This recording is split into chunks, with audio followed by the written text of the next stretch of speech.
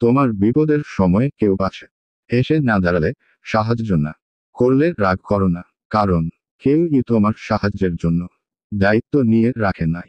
তোমার কঠিন পরিস্থিতির সময় যখন কেউ বুঝেও না বুঝার ভান করে থাকে, তাদের দোষ দিও না, কারণ কেউই তোমাকে বুঝার জন্য মানুষ হয়ে জন্মায়নি।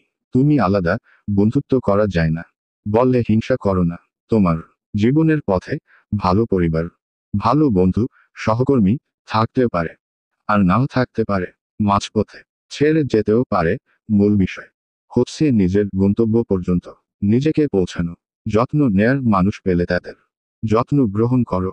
কেউ একই নেই, তাহলে নিজেকে নিজের যত্ন নাও। ভালোবাসার মানুষ থাকলে তার ভালোবাসা গ্রহণ করো।